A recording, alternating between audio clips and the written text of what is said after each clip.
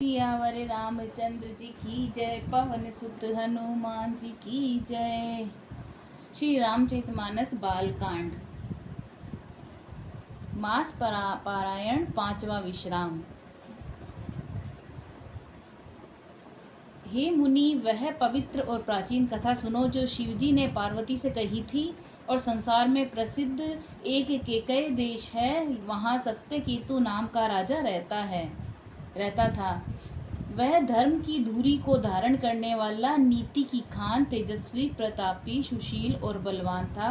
उसके 2 वीर पुत्र हुए जो सब गुणों के भंडार और बड़े ही रणधीर थे। राज्य का उत्तराधिकारी जो बड़ा लड़का था, उसका नाम प्रताप भानु था और दूसरे पुत्र का नाम अरिमर्दन था, जिसकी भुजाओं में अपार बल था और जो युद्ध में पर्वत के समान अटल रहता था। भाई भाई में बड़ा मेल और सब प्रकार के दोषों और छलों से रहित सच्ची प्रीति थी।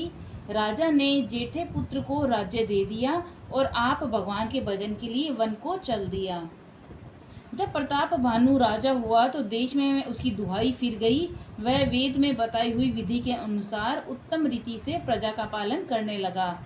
उसके राज्य में पाप का कहीं भी लेश भी नहीं रह गया था। राजा का हित करने वाला और शुक्राचार्य के समान बुद्धिमान धर्मरुचि नामक उसका मंत्री था। इस प्रकार बुद्धिमान मंत्री और बलवान तथा वीर भाई के साथ ही स्वयं राजा भी बड़ा प्रतापी और रणधीर था। साथ में अपार चतुरंगिणी सेना थी, जिसमें असंख्य योद्धा थे जो सब के सब रण में जूझ मरने वाले थे। अपनी सेना को देखकर राजा बहुत प्रसन्न हुआ और घमाघम नगाड़े बजने लगे। दिग्विजय के लिए सेना सजाकर वह राजा शुभ दिन मुहूर्त साधकर और डंका बजाकर चला। जहां तहां बहुत सी लड़ाइयां हुई और उसने सब राजाओं को बलपूर्वक जीत लिया।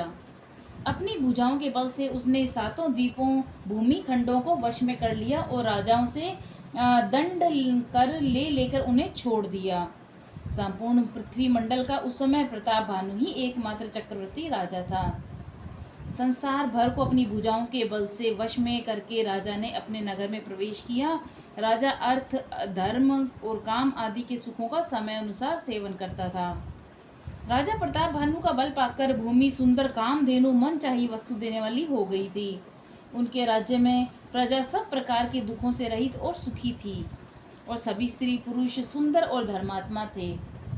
धर्मरुचि मंत्री का श्रीहर के चरणों में प्रेम था और राजा के हित के लिए सदा उसको नीति सिखाया करता था। राजा गुरु, देवता, संत, पितर और ब्राह्मण इन सब की सदा सेवा करता रहता था। वेदों में राजाओं के जो धर्म बताए गए थे, राजा सदा आदर पूर्वक और सुख मानकर उन सब का पालन करता था। प्रतिदिन अनेक प्रकार के दान देता और उत्तम शास्त्र, वेद और पुराण सुनता था। उसने बहुत सी बावलियाँ, कुएं, तालाब, फुलवाड़ियाँ, सुंदर बगीचे, ब्राह्मणों के लिए घर और देवताओं के सुंदर विचित्र मंदिर सब तीर्थों में बनवाए। वेद और पुराणों में जितने प्रकार के यज्ञ कहे गए हैं, राजा ने एक एक करके उन सब यज्ञों को प्रेम सहित 1000 बार किया। राजा के हृदय में किसी फल की टोह कामना नहीं थी। राजा बड़ा ही बुद्धिमान और ज्ञानी था। वह ज्ञानी राजा कर्म, मन और वाणी से जो कुछ भी धर्म करता था, सब भगवान वासुदेव के अर्पित करते चला जाता था। एक बार वह राजा एक अच्छे घोड़े पर सवार होकर शिकार का सब सामान सजाकर विंध्याचल के घने जंगल में गया और वहां उसने बहुत से उत्तम उत्तम हिरण मारे। राजा ने वन में फिरते हुए एक सूअर को देखा। दांतों के कारण वह ऐसे दिख पड़ता था मानो चंद्रमा को ग्रस कर मुंह में पकड़कर राहु वन में आ छुपा हो। चंद्रमा बड़ा होने से उसके मुंह में समाता नहीं है और मानो क्रोधवश वह भी उसे उगलता नहीं है। यह तो सूअर के भयानक दांतों की शोभा कही गई। इधर उसका शरीर भी बहुत विशाल और मोटा था। घोड़े की आहट पाकर वह गुरगुराता हुआ कान उठाए चौकन्ना होकर देख रहा था। नील पर्वत के शिखर के समान विशाल शरीर वाले उस सूअर को देखकर राजा घोड़े को चाबुक लगाकर तेजी से चला और उसने सूअर को ललकारा कि अब तेरा बचाव नहीं हो सकता। अधिक शब्द करते हुए घोड़े को अपनी तरफ आता देखकर सूअर पवन वेग से भाग चला। राजा ने तुरंत ही बाण को धनुष पर चढ़ाया और सूअर बाण को देखते ही धरती में दुबक गया। राजा तक तक कर तीर चलाता है, परंतु सूअर छल करके शरीर को बचाता जाता है। वह पशु कभी प्रकट होता, कभी छिपता हुआ भागा जाता था और राजा भी क्रोध के वश उसके साथ पीछे लगा चला जाता था। सूअर बहुत दूर तक ऐसे घने जंगल में चला गया जहाँ हाथी घोड़े का निभा गम नहीं था। राजा बिल्कुल अकेला था और वन में क्लेश भी बहुत था। फिर भी राजा उस पशु का पीछा नहीं छोड़ा। राजा को बड़ा धैर्यवान देखकर सूअर भागकर पहाड़ी की एक गहरी गुफा में जा घुसा। उसमें जाना कठिन देखकर राजा को बहुत पछताकर लौटना पड़ा, पर उस घोर वन में वह रास्ता भूल गया। बहुत परिश्रम करने से थका हुआ और घोड़े समेत भूख प्यास से व्याकुल राजा नदी तालाब खोजता खोजता पानी बिना बेहाल हो गया। वन में फिरते फिरते उसने एक आश्रम देखा। वहाँ कपट से मुनि का वेश बनाए एक राजा का रहता था, जिसका देश राजा प्रताप भानु ने छीन लिया था और जो सेना को छोड़कर युद्ध से भाग गया था। प्रताप भानु का समय अच्छे दिन जानकर और अपना कुसमय बुरे दिन अनुमान कर उसे मन में बड़ी ग्लानि हुई। इससे वह न तो घर गया, न अभिमानी होने के कारण राजा प्रताप भानु से ही मिला। दरिद्र की भांति मन ही में क्रोध को मारकर वह राजा तपस्वी के वेश में वन में रहता था और राजा प्रताप भानु उसी के पास गया तो उसने तुरंत पहचान लिया कि यह तो प्रताप भानु है। राजा प्यासा होने के कारण व्याकुलता में उसे पहचान न सका और सुंदर वेश देखकर राजा ने उसे महामुनि समझा और घोड़े से उतरकर उसे प्रणाम किया, परंतु बड़ा चतुर होने के कारण राजा ने उसे अपना नाम नहीं बतलाया। राजा को प्यासा देखकर उसने सरोवर दिखला दिया और हर्षित होकर राजा ने घोड़े सहित उसमें स्नान किया और जलपान किया। सारी थकावट मिट गई, राजा सुखी हो गया। तब तपस्वी ने उसे अपने आश्रम में ले गया और सूर्यास्त का समय जानकर उसने राजा को बैठने के लिए आसन दिया। फिर वह तपस्वी कोमल वाणी से बोला कि तुम कौन हो? सुंदर युवक होकर जीवन की परवाह न करके वन में अकेले क्यों फिर रहे हो? तुम्हारे चक्रवर्ती राजा के से लक्षण देखकर मुझे बड़ी दया आती है। राजा ने कहा कि हे मुनीश्वर, सुनिए, प्रताप भानु नाम का एक राजा है, मैं उसका मंत्री हूँ। शिकार के लिए फिरते हुए राह भूल गया हूँ और बड़े भाग्य से यहाँ आकर मैंने आपके चरणों के दर्शन पाए हैं। हमें आपका दर्शन दुर्लभ था, इसे जान पड़ता है कि कुछ भला होने वाला है। मुनि ने कहा, हे तात, अंधेरा हो गया है, तुम्हारा नगर यहाँ से 70 योजन पर है। तो हे सुजान, सुनो, घोर अंधेरी रात है, घना जंगल है, रास्ता नहीं है। ऐसा समझकर तुम आज यहीं ठहर जाओ और सवेरे होते ही चले जाना। तुलसीदास जी कहते हैं कि जैसी होनहार होती है वैसी ही सहायता मिल जाती है, या तो वह आप ही के पास आती है या आपको वहाँ ले जाती है। तो हे नाथ, बहुत अच्छा। ऐसा कहकर उनकी आज्ञा सिर चढ़ाकर घोड़े को वृक्ष से बांधकर राजा बैठ गया और राजा ने उसी बहुत प्रकार से प्रशंसा की और उसकी चरणों की वंदना करके अपने भाग्य को सराहना की। फिर सुंदर कोमल वाणी से कहा कि हे प्रभु, आपको पिता जानकर मैं ढिठाई करता हूँ कि हे मुनीश्वर, मुझे अपना पुत्र और सेवक जानकर अपना नाम विस्तार से बतलाइए। राजा ने उसको नहीं पहचाना, पर वह राजा को पहचान गया था। राजा तो शुद्ध हृदय था और वह कपट करने में चतुर था। एक तो वैरी, फिर जाति का क्षत्रिय, फिर राजा। वह छल बल से अपना काम बनाना चाहता था। वह शत्रु अपने राज्य सुख को समझकर स्मरण करके दुखी था। उसकी छाती कुम्हार के आंवे की आग की तरह भीतर ही भीतर सुलग रही थी और राजा के सरल वचन कान से सुनकर अपने वैर को याद कर वह हृदय में हर्षित हुआ। वह कपट में डुबोकर बड़ी युक्ति के साथ कोमल वाणी से बोला कि अब हमारा नाम भिखारी है, क्योंकि हम निर्धन और अनिकेत यानी घर द्वार हीन हैं। राजा ने कहा कि जो आपके सदस्य विज्ञान के निधान और सर्वथा अभिमान रहित होते हैं, वे अपने स्वरूप को सदा छिपाए रहते हैं, क्योंकि कुवेश बनाकर रहने में ही सबका कल्याण है। प्रकट संत वेश में मान होने की संभावना है और मान से पतन की। इससे तो संत और वेद पुकार कर कहते हैं कि परम अकिंचन सर्वथा अहंकार ममता मान रहित ही भगवान को प्रिय होते हैं। आप सरीखे निर्धन भिखारी ग्रहहीनों को देखकर ब्रह्मा और शिव जी को भी संदेह हो जाता है कि वे वास्तविक संत हैं या भिखारी। आप जो हो सो हो, अर्थात जो कोई भी हो, मैं आपके चरणों में नमस्कार करता हूँ। हे स्वामी, अब मुझ पर कृपा कीजिए।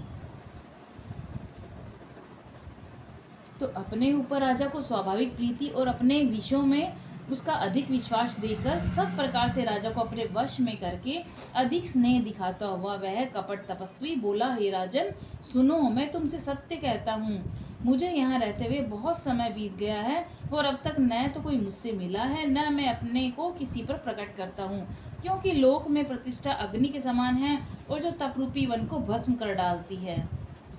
तुलसीदास जी कहते हैं कि सुंदर वेश देकर मूड नहीं, मूड तो मूड ही है, चतुर मनुष्य भी धोखा खा जाते हैं। सुंदर मोर को देखो, उसका वचन तो अमृत के समान है और आहार सांप का करता है।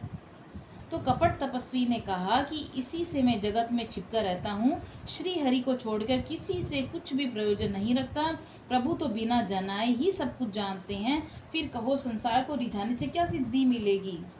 तुम पवित्र और सुंदर बुद्धि वाले हो, इससे मुझे बहुत ही प्यारे हो और तुम्हारी भी मुझ पर प्रीति और विश्वास है। तो हे तात, अब यदि मैं तुमसे कुछ छिपाता हूँ तो मुझे बहुत ही भयानक दोष लगेगा।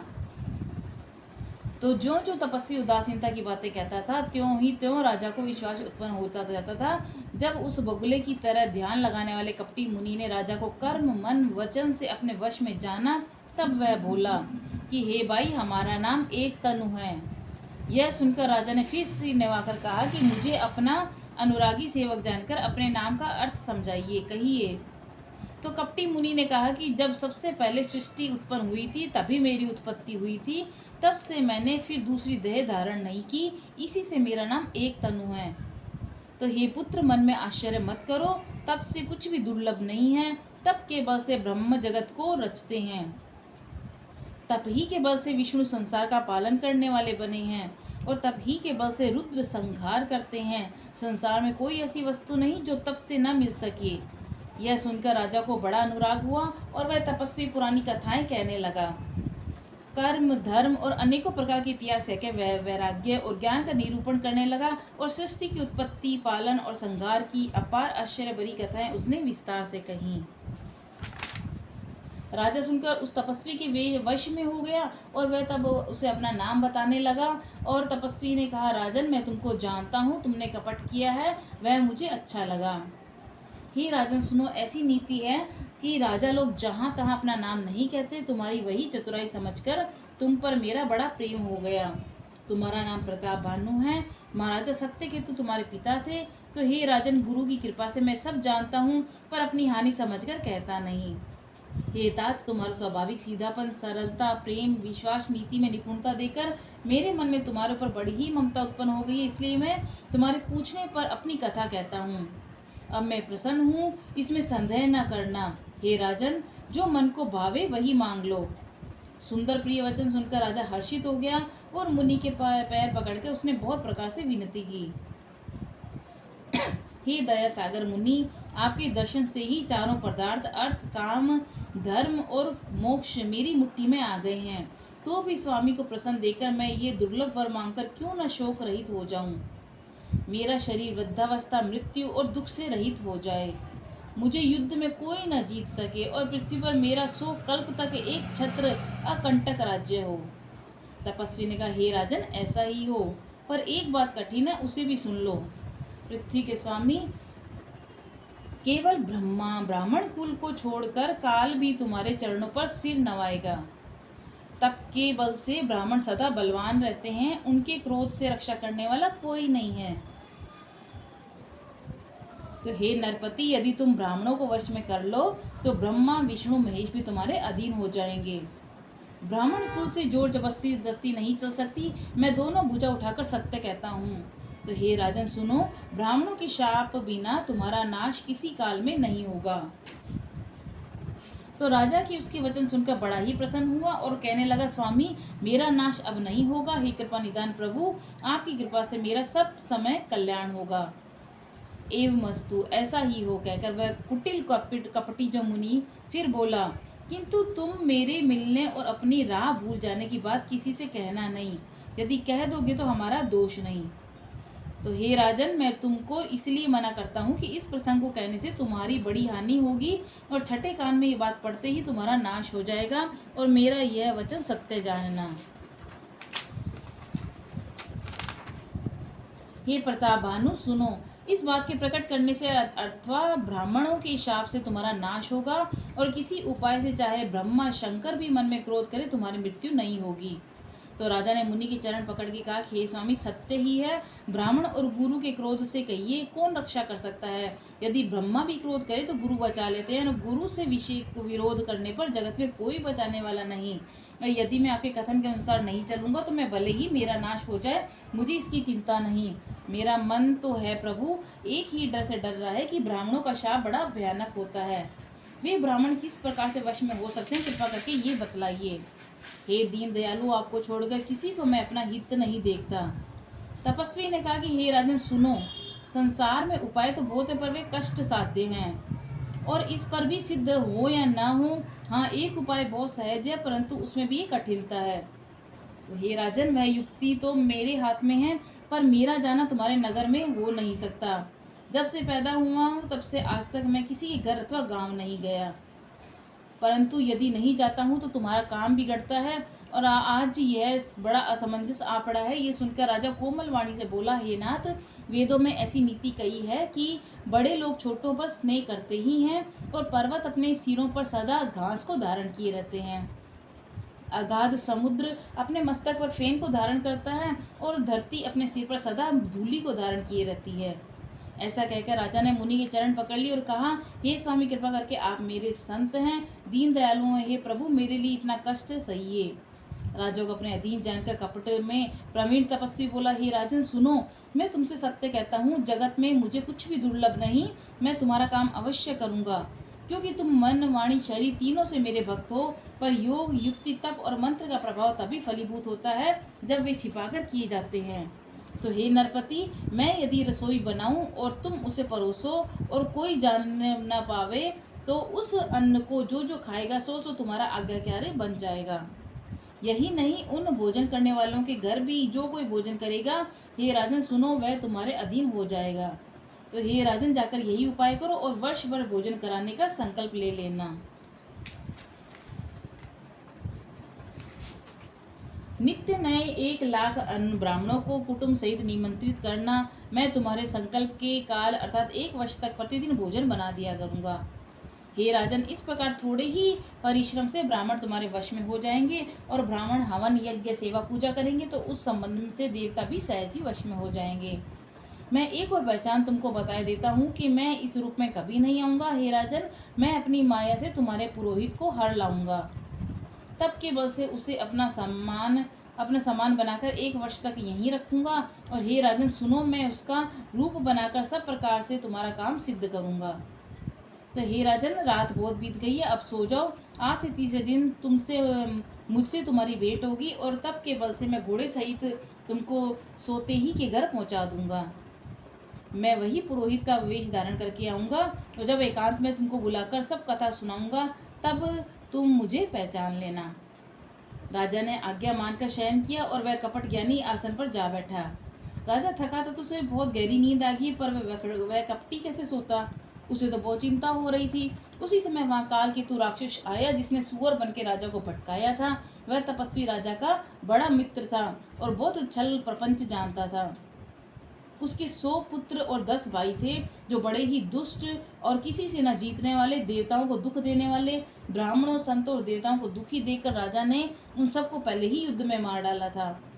उस दुष्ट ने पिछला वैर याद करके तपस्वी राजा से मिलकर सलाह विचारी षड्यंत्र किया, और जिस प्रकार शत्रु का नाश हो वही उपाय रचा। भावी वर्ष राजा प्रताप भानु कुछ नहीं समझ सका। तेजस्वी शत्रु अकेला भी हो तो भी उसको छोटा नहीं समझना चाहिए। जिसका सिर मात्र बचा था, वह राहु आज तक सूर्य चंद्रमा को दुख देता है। तपस्वी राजा अपने मित्र को देखकर प्रसन्न होकर उठकर मिला और सुखी हुआ। उसने मित्र को सब कथा कह सुनाई। तब राक्षस आनंदित होकर बोला, हे राजन सुनो, जब तुमने मेरे कहने के अनुसार इतना काम कर लिया तो अब मैंने शत्रु को काबू में कर लिया है, समझो। तुम चिंता त्याग सो रहो, विधाता ने बिना ही दवा के दूर कर दिया है रोग।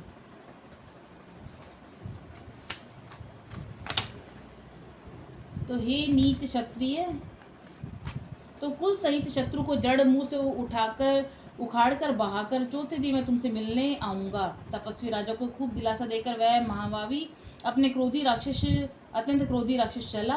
उसने प्रताप भानु राजा को घोड़े सहित क्षण भर में घर पहुंचा दिया और राजा को रानी के पास सुलाकर घोड़े को अच्छी तरह घुड़साल में बांध दिया। फिर वह राजा के पुरोहित को उठा ले गया और माया से उसकी बुद्धि को भ्रम में डालकर उसने पहाड़ की खो में ला रखा।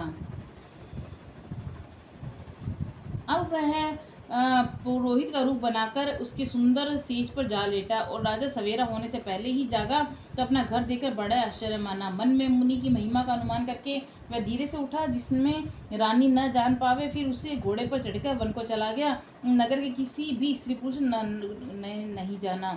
दोपहर बीत जाने पर राजा आया। घर घर उत्सव होने लगे, बधावा बजने लगा। जब राजा ने पुरोहित को देखा तब वह उसी कार्य का स्मरण करके उसे आश्चर्य से देखने लगा। राजा को 3 दिन युग के समान बीते। उसकी बुद्धि कपटी मुनि के चरणों में लगी रही और निश्चित समय जानकर पुरोहित जो बना हुआ राक्षस था वो आया और राजा के साथ की हुई गुप्त सलाह के अनुसार उसने अपने सब विचार उसे समझाकर कह दिए। संकेत के अनुसार गुरु को उस रूप में पहचान कर राजा प्रसन्न हुआ। ब्रह्मवश उसे चेत न रहा कि वह तापस मुनि है या कालकेतु राक्षस। उसने तुरंत 1 लाख उत्तम ब्राह्मणों को कुंडुम सहित निमंत्रण दे दिया। पुरोहित ने 6 रस और 4 प्रकार के भोजन जैसा कि वेदों में वर्णन है बनाए और उसने मायामयी रसोई तैयार की। इतने व्यंजन बनाए कि जिनको कोई गिन नहीं सकता। अनेक प्रकार के पशुओं का मांस पकाया और उसमें उस दुष्ट ने ब्राह्मणों का मांस मिला दिया। सब ब्राह्मणों को भोजन के लिए बुलाया और चरण धोकर आदर सहित बैठाया। जो ही राजा परोसने लगा उसी काल केतु कृत आकाशवाणी हुई कि हे ब्राह्मणों, उठकर अपने घर जाओ। ये अन्न मत खाओ, इसके खाने से बड़ी हानि होगी। रसोई में ब्राह्मणों का मांस बना है। आकाशवाणी का विश्वास मानकर सब ब्राह्मण उठ खड़े हुए। राजा व्याकुल हो गया। उसकी बुद्धि मुंह में भूली हुई थी। होनहार वश उसके मुंह से एक बात भी न निकली। वह तब ब्राह्मण क्रोध सहित बोले। उन्होंने कुछ भी विचार नहीं किया। अरे मूर्ख राजा, तू जा, परिवार सहित राक्षस हो जा।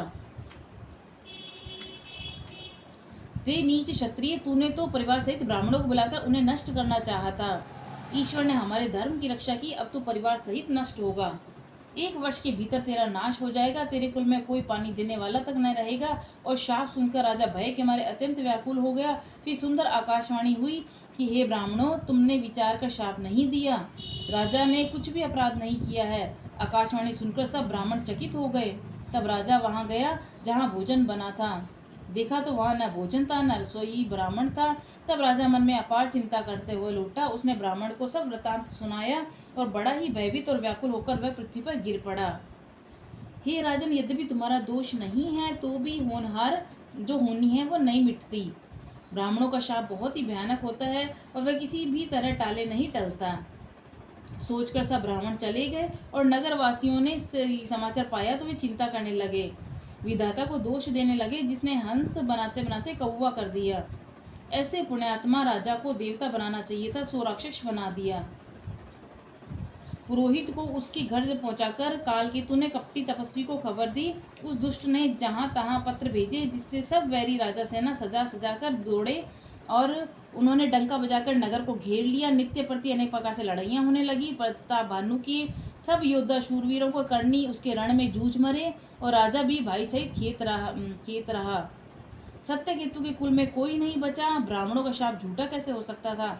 शत्रु को जीतकर नगर को फिर से बसाकर सब राजा विजय और यश पाकर अपने अपने नगर को चले गए।